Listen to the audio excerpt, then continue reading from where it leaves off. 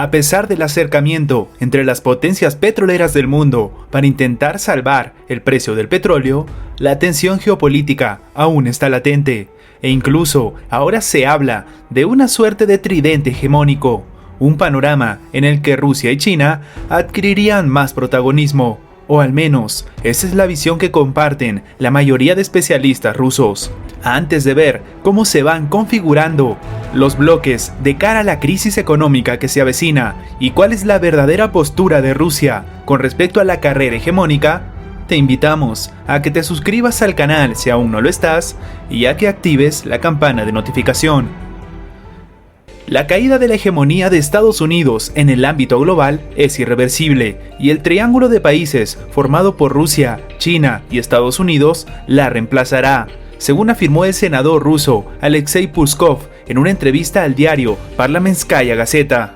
Washington no ayudó a sus aliados más cercanos de la OTAN en medio de la crisis, y esto tendrá un impacto negativo en sus relaciones con los europeos, según opinó el miembro del Consejo de la Federación de Rusia. En lugar de ayudar a los demás, Estados Unidos no puede hacer frente a la epidemia dentro del país, señaló Puskov. Según el político, más de 20.000 pérdidas humanas y más de 500.000 de infectados es un golpe muy fuerte a la imagen de Estados Unidos, que dispone de enormes recursos financieros y tiene una bien desarrollada medicina. Mientras tanto, China y Rusia están ahora en la vanguardia de la ayuda a otros países. Estados Unidos actúa como una potencia extremadamente egoísta en la lucha contra el virus. Por ejemplo, no ha renunciado a sus políticas de sanciones, a pesar de los llamamientos del secretario general de las Naciones Unidas, especialmente en relación con Irán, que necesita asistencia urgente, y un líder mundial no puede comportarse tan inmoralmente, cuestionó. Según el político, por mucho que se aferre a su condición de potencia número 1, Estados Unidos tendrá que renunciar a ella después de la crisis. De hecho, Estados Unidos ya ha perdido la posición de única superpotencia. China obviamente reclama el liderazgo. Rusia ha restaurado su potencia militar y política, y varias potencias regionales actúan como consideran necesario, como Turquía y la India. Los estadounidenses no pueden lograr sus objetivos ni en Venezuela, ni en Siria, incluso en Irak. El Parlamento votó a favor de la retirada de las tropas estadounidenses del país. Sin embargo, la caída total de la hegemonía estadounidense no es un proceso rápido, según señaló el senador. Solo en los últimos años, la imagen de Estados Unidos se ha visto afectada por varios procesos, incluida la imposición de sanciones contra Rusia, que en los últimos 6 años no ha producido el resultado esperado por los estadounidenses. Creo que los cambios clave asociados a la caída de la hegemonía de Estados Unidos tendrán lugar en los próximos 10 años. Primero, según el político, llegará la etapa del triángulo China, Rusia, Estados Unidos, y Moscú tendrá nuevas oportunidades en el ámbito global. Por supuesto, esto creará nuevas oportunidades. Creo que la influencia y el papel de Rusia aumentará significativamente en la próxima década, concluyó Alexei Puskov. Y puede que sus predicciones no sean tan distantes, ya que el presidente de Estados Unidos, Donald Trump, y su homólogo ruso, Vladimir Putin, también debatieron el control de armas durante su conversación telefónica del pasado 12 de abril, según reveló el líder estadounidense. Hablamos de armas, sí, lo hicimos. En realidad, eso fue una parte muy importante de la conversación, dijo Trump en una rueda de prensa el lunes. El pasado 12 de abril, ambos mandatarios y el rey de Arabia Saudí celebraron una conversación telefónica después de que la Organización de los Países Exportadores de Petróleo y sus socios independientes lograran el nuevo acuerdo de recorte petrolero, tal como vimos en nuestro anterior video. Putin y Trump también conversaron separadamente y discutieron la situación en el mercado de petróleo y cuestiones de la seguridad estratégica, según informó el Kremlin.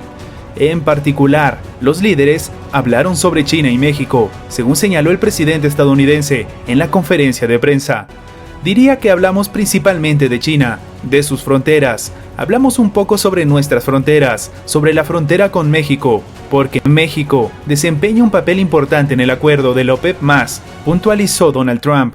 Subrayó además que para México no fue fácil llegar a un nuevo acuerdo. Discutimos muchas cosas, pero sobre todo el petróleo. ¿Cómo lo entienden?, indicó el mandatario.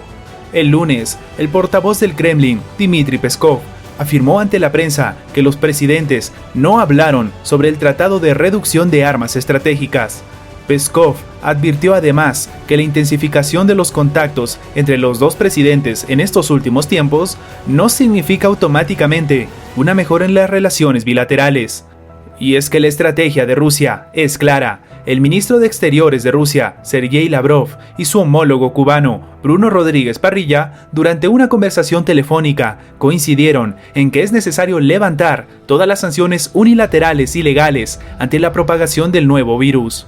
Los ministros enfatizaron la necesidad de levantar ante la amenaza global todas las sanciones unilaterales que contradicen el derecho internacional y reiteraron su compromiso de coordinar los pasos de los dos países en la ONU sobre estos y otros temas de la agenda multilateral, comunicó la Cancillería rusa. Las dos partes también debatieron el desarrollo de la cooperación estratégica entre Moscú y La Habana, incluida la colaboración en la lucha contra el virus. Lavrov y Rodríguez, asimismo, examinaron los preparativos de los eventos dedicados al 60 aniversario de la restauración de las relaciones diplomáticas bilaterales. Sostuve conversación telefónica con el ministro de Relaciones Exteriores de la Federación de Rusia, Sergei Lavrov. Abordamos cuestiones bilaterales y de la agenda internacional, incluidas las estrategias de ambos países y la cooperación en el enfrentamiento a la problemática sanitaria, escribió el titular cubano de Exteriores en su cuenta de Twitter.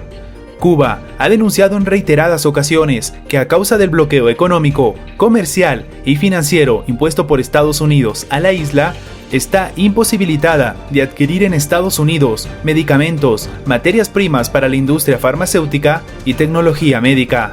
Un claro ejemplo de esto fueron las palabras del propio canciller cubano, quien criticó las acusaciones emitidas por el gobierno de Estados Unidos contra la colaboración médica cubana internacional en el enfrentamiento contra el nuevo brote. Una vez más, Estados Unidos arremete con mentiras irrespetuosas contra la cooperación médica de Cuba. Es la respuesta equivocada al creciente reclamo internacional y en ese propio país por poner fin al bloqueo, política cuyo impacto se recrudece en el contexto de la lucha contra la crisis sanitaria, escribió el titular cubano en su cuenta de Twitter. Rodríguez Parrilla reaccionó a las declaraciones emitidas por el subsecretario de la Oficina de Asuntos del Hemisferio Occidental del Departamento de Estado en Estados Unidos, Michael Kozak, quien acusó a La Habana de violar las convenciones internacionales de trabajo respecto a la función de los médicos cubanos que laboran en varios países. Cuba continúa violando múltiples convenciones de la Organización Internacional del Trabajo que protegen los derechos de los trabajadores a organizarse, reunirse y negociar colectivamente.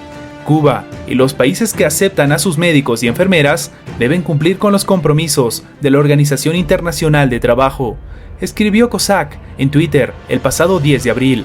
Un día después, el director general de América Latina y el Caribe del Ministerio de Relaciones Exteriores de Cuba, Eugenio Martínez, puso en entredicho las acusaciones de Kozak, las que calificó de falsas.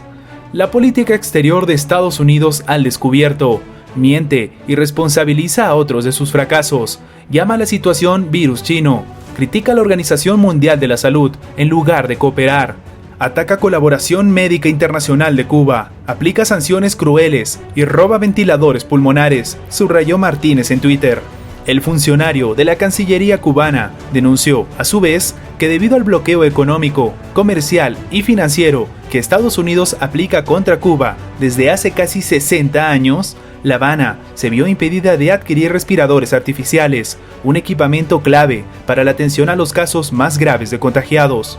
Cuba planea comprar a los fabricantes IMT Medical y Acutronic un lote de esos imprescindibles equipos médicos, pero estas compañías pasaron al control de la empresa estadounidense Bayer Medical Inc., que canceló todos los proyectos con Cuba debido a las restricciones impuestas por Washington, algo que divide aún más a estos dos países.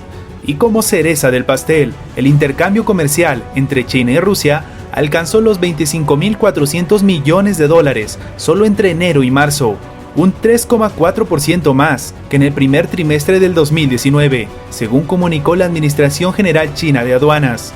Las exportaciones de China a Rusia descendieron un 14,6% hasta los 9.100 millones de dólares, mientras que las importaciones aumentaron un 17,3%, situándose en 16.200 millones de dólares.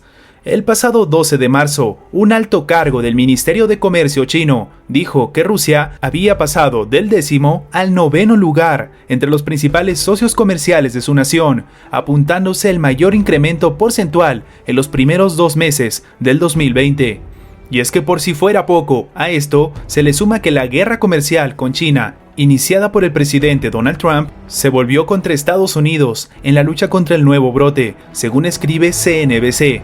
Washington necesita bienes y medicamentos que podrían importarse de China, pero esto se ha visto obstaculizado por los aranceles previamente impuestos.